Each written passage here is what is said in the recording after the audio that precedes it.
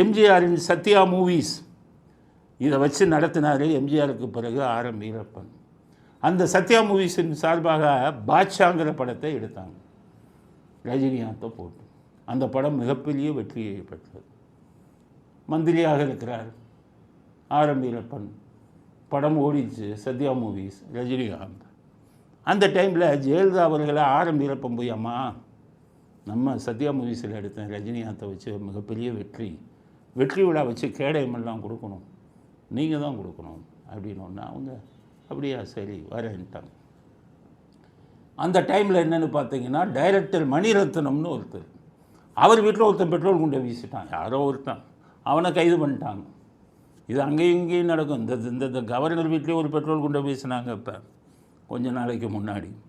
எங்கேயோ ஒன்று நடக்கும் அப்படின்னா சட்டம் ஒழுங்கு கெட்டு போச்சுன்னு. அந்த ஜெயலலிதா இவங்க ஆட்சியில் எப்போவுமே சட்டம் ஒழுங்கு நல்லா இருக்கும். திமுக கருணாநிதி ஆட்சியிலையும் ஸ்டாலின் ஆட்சியிலையும் தான் மோசமாக போகும். அவங்க இதில் எப்போவுமே சட்டம் ஒழுங்கு ரொம்ப நல்லா இருக்கும். அதனால் விழாவுக்கு வந்தாங்க ஜெயலலிதா. வந்தால் ரஜினிகாந்தை பேசும்போது தமிழ்நாட்டில் சட்டம் ஒழுங்கு கெட்டுவிட்டது. அவருக்கு என்ன தெரியும், சினிமாவில் நினச்சிக்கிட்டு இருந்து சட்டம் ஒழுங்குனாலே என்னன்னு தெரியாது. அவரே ஒத்துக்கிறார், எனக்கு அவ்வளோ விவரம் தெரியாது. இந்த வீடியோவில் பார்த்தீங்கன்னா எனக்கு அவ்வளோ விவரம் தெரியாது, சட்டம் ஒழுங்கு கெட்டு விட்டது, மணிரத்னம் அவங்க வீட்டில் பெட்ரோல் குண்டு வீசிட்டாங்கன்னு மேடையில் பேசிட்டார்.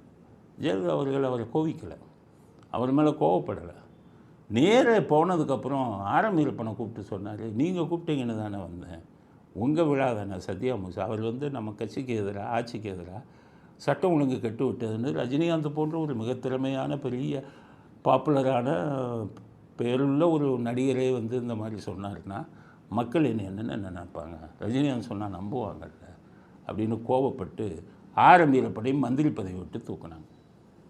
உடனே ரஜினிகாந்த் என்ன, நம்மளால் தானே போனார், நீங்கள் பேசுனது தப்பு இல்லை, ஒரு முதலமைச்சர் முன்னாடி பேசுனா யார் பேசணும், நீங்களே முதலமைச்சராக இருந்தாலும் உங்கள் மீட்டிங்கில் பேசினா கோவம் வரும். அதனால் இதை மனசில் அப்படியே வச்சுக்கிட்டார் ரஜினிகாந்த். இது 93 நடந்தது.